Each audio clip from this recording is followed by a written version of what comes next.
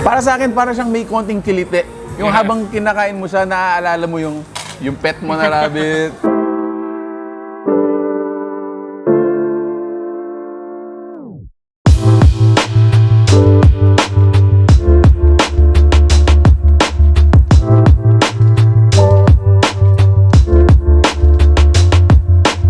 Alright, so ayun nga guys.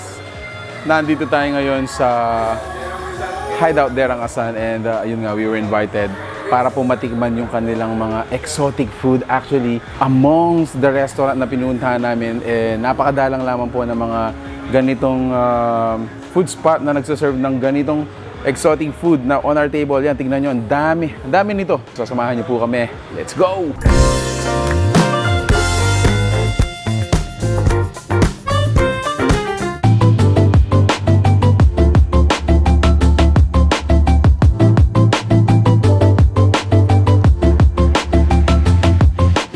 Ayun nga, Brother Mark.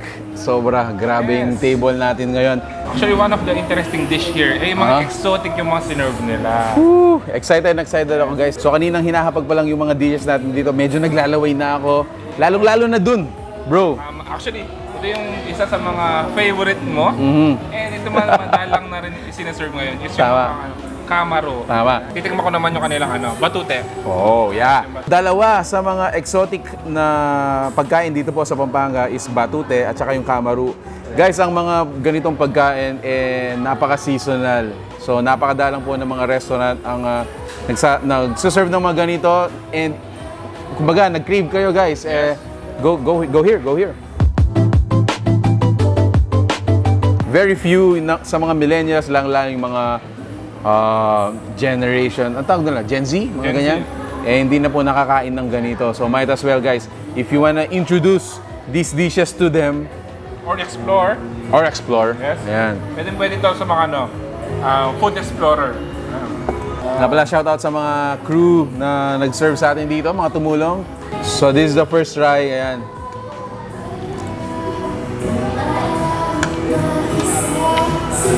Yaman na. Adobong malangi. They also serve here papaitan na kambing. Wow! So ako naman guys, yung kanilang sinigang. Actually, what interests us, kaming dalawa ni Mark, is napaka-thick nung sabaw niya. So, I don't know what they did here. Pero parang almost lechon sinigang. Parang ganun siya guys. Pero tingnan na natin. Wow! Sobrang asim. So ito ng papaitan na naman, nandun yung paet. Hindi sobrang paet na hindi mo na makain. Pero ito, nandun yung paet na sakto lang. Wow. So, dito guys, available yung mga drinks natin, alcohol, liquors, hard drink beverages, as well as mga shakes. Next na gusto kong tikman guys is yung kanilang atay ng baka.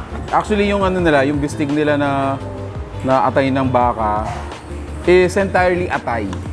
Since ito common to sa mga nasa labas pero dito ginawa nilang sizzling yung kanilang balot. Sizzling balot. Yaman ha?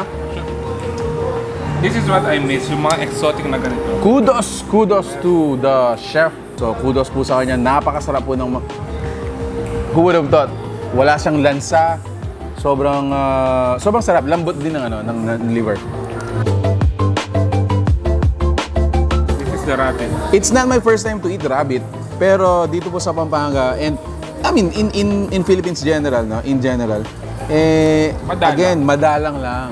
Napakadalang pa. So until eventually siguro matanggap ng mga kababayan natin na pwedeng kainin rin yung mga rabbit.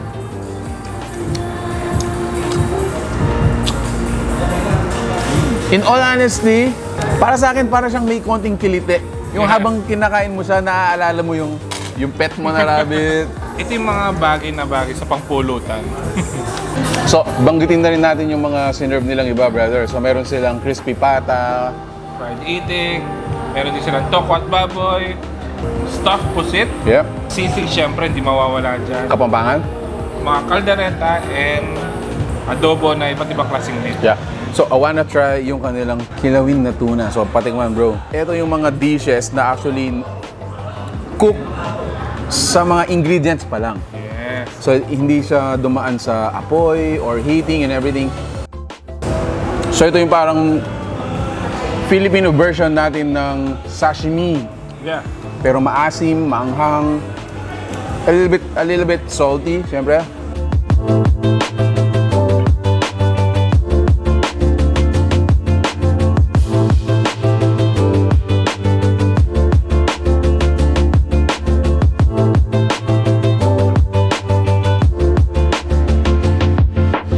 Brother, ayun nga, nakakagulat, guys. Who would have thought dito po sa banda sa Angeles City, may nagtitinda ng mga exotic foods. Yes, actually, hindi lang sila exotic. Talagang, literally, ito yung mga madalang lang natin makain. Yung mahanap Very sa mga rare, restaurant. very rare. So, Yes. yun guys, if you are into these kinds of food, no? Kamaru, rabbit. Betute, kambing. Yes. Guys, gotta check out Hideout Derang Asan dito po sa Angeles City. Pinaka-landmark natin, bro. Pinaka-landmark natin is harap lang siya ng St. Catherine Hospital, yung bago pong St. Catherine.